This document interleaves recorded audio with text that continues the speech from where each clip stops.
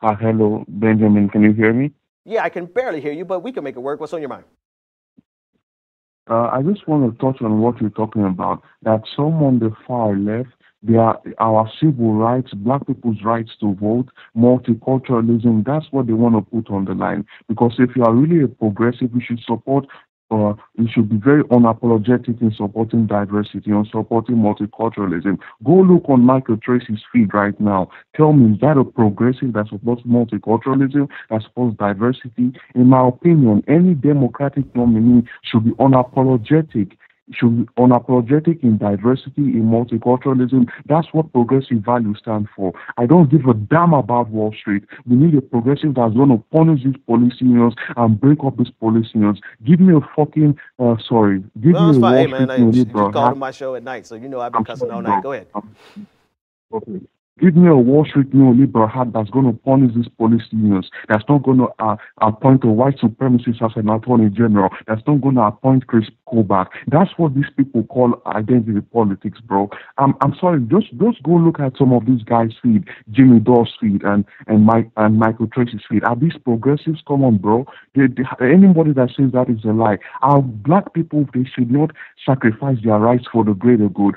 Bro, why is it that we've never heard anybody talking? Why is there not a purity threshold on supporting black people's civil rights, on voting rights? But Wall Street, if you don't support the $15 minimum wage, I care more about punishing police unions are not appointing as white supremacist attorney general that I ever care about Wall Street. But these guys don't talk about it. And they are giving credence to the far left and the far right, the likes of Joy and Reid's horseshoe theory. That's what they are doing right now. Any Democratic nominee in the 2020 in the 2020 primaries, they must be unapologetic in supporting multiculturalism, because that's what Mike Cernovich hates. This Mike Cernovich guy, he celebrated when Trayvon Martin was killed. How can any progressive want us to link up with that? That's not progressivism, bro. I rather Trump win 8 years and let us get an unapologetic progressive after 2020 than to cow down and pander to racists. Why should black people pander to racists because of Wall Street? I don't hate CNN enough that I'm willing to sacrifice my rights. I don't hate CNN enough that I'm willing to sit at the table with Mike Cernovich. That's what they hate. That's what they hate.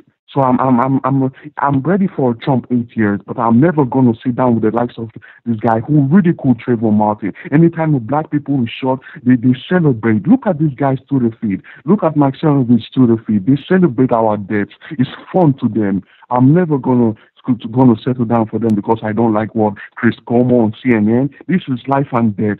People are dying. They are thinking about appointing Rudy Giuliani. These are white supremacists, bro. And people, because of Wall Street. I'm not going to go that, bro. So I said any Democratic nominee must be unapologetic in supporting diversity, in multiculturalism, must be unapologetic in calling out the racists. As racist as Donald Trump is, on the left, on the right, a guy should, as racist as Donald Trump is on the right, a guy that supports our true values should come on the left. And that's what progressivism means to me. Progressivism means for me speaking out for the Palestinians, speaking out for black people. I don't care. I see Philando Castile on the street and I say, would Wall Street have said Philando Castile? Let there be, if we're talking about purity politics, why is there no purity politics for civil rights? Why is it that they cannot say any candidate that doesn't support civil rights, voting rights, this and that? Why is there no purity politics for that? So please touch on that, Ben. And these guys are giving credence to the identity politics that they so hate. They are giving credence to Joy and Reid's far left and far right horseshoe theory, and they don't even realize it. Thank you, bro. That's all I have to say. What's your name again? My name is Norbert. Hey, man, thanks so much for calling. Where are you calling from? From Hungary. I'm an international viewer. Absolutely. I was looking at the exchange that you called from. Hey, man, thanks for speaking truth to power, and please call back anytime. Hey. Thank you, bro. Bless you, man. Man. Yeah, I loved him too. I don't think there's anything else for me to say that he didn't say better than I've been saying all night. This is, I didn't catch his, I couldn't really, it was a little muffled on my end. I couldn't catch his name, but this is his show. So change the name of the title to The Last Caller Show. That's all, folks. Let's get out of here. The Benjamin Dixon Show is only possible with listener support. Go to www.thebenjamindixonshow.com to register for our blog, join the Progressive Army, and support The Benjamin Dixon Show. It's Ben Dixon! If you like this episode, be sure to share, like, and subscribe.